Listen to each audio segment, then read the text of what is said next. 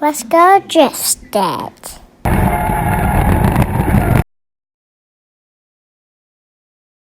Hey guys, I'm the Drifting Dad, and today is showing you the rest of the install of my DND Performance Interior Hydro E-Brake. See here, I've got the e-brake fully installed, bled, and just an idea of how it works. Got my two hard lines like I showed in the previous video. Got the bracket all bolted up. It's hard to see, but it works pretty good. I think that I would make the bracket bigger than next time.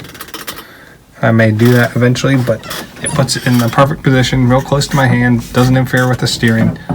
And when I was at the Spirit Night Toge event, the e-brake worked really well. Here's a shot of the lines. So this line is coming from the master cylinder at the front of the car. This line goes to the rear brakes. And you can kind of see here, these are where the lines go down underneath the car. I've got a grommet to protect them. Kind of route it up around out of the way. And then I use some unions and flares to assemble them.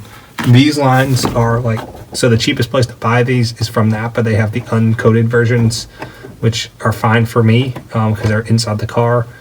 It's like $5, $4 for the 3/16. This is 3/16 brake line. And a little tricky up here is the fact that, so this is 3/8/24, and they include this adapter with the kit. So I just get a 3/16 line and 3/8/24 with the 3/8/24 tube nut on it. That was already flared. They sell these lines pre-flared. This is an adapter, so do not try to thread in a 7/16 nut into this. This would be the entrance of the Wilwood master cylinder. It is 7/16, but it's a different thread pitch. So this is a -3 to a 3/8/24 inverted Flair adapter. So basically you use these when you're putting AN lines on for your brakes at the calipers. But this is deep enough. You can put in a regular adapter, use a crushed banjo washer for a 7/16 banjo, and then you have your brake line. So that is the way I recommend doing this. You can get these really cheap online, a couple bucks, and you will not mess up your threads. On the end of these lines here, you're going to have inverted 3/8 inverted Flair as well. So you need two unions, and then you need to, once you cut the main brake line, you need to join those back together with the unions and put flared tube nuts on them. Here are the lines from the master cylinder. You can see I have the main brake on, and I cut and I put some tube nuts on, and then ran it into the cabin and back out. Tube nuts. I'm missing a clamp I need to add, but overall that's how it works. And then just gotta make sure you do a good job on your fire and everything. No leaks, but I'm having no issues with mine.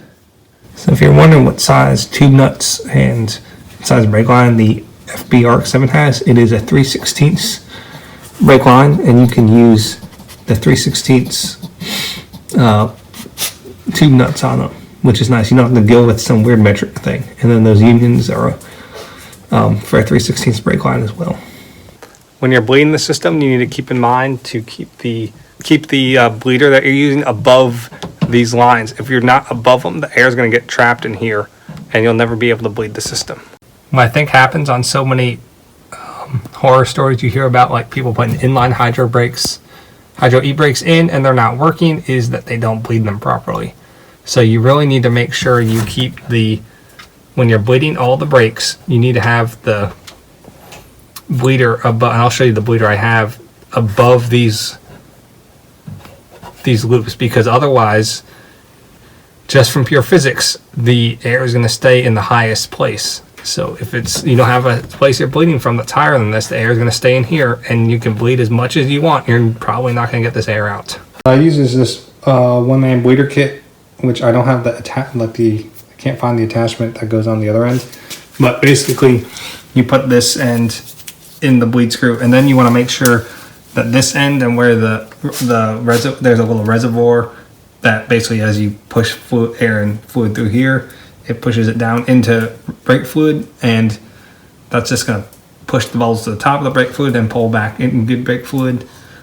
You want to just make sure that's up in the wheel well when you, it's got a little magnet mount, and basically that puts it higher than the e-brake, and you just bleed it like normal. So I bled the right rear, left rear, right front, left front, and the e-brake worked great. So I used that method as I described, and the bleeding process went really smoothly. Used some .4 fluid and then just bedded in the brake pads per Hawk's instructions, and the brake was locking up all night long at the night toge. So you can see here in the rear, real simple, just have my Hawk pads. This is originally like a drum brake e-brake, so there's really no change there.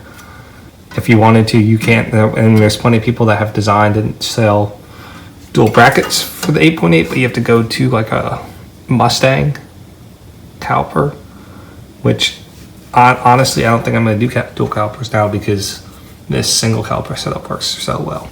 So I definitely recommend the e-brake kit from DND Performance. I believe that it is a very nicely engineered piece.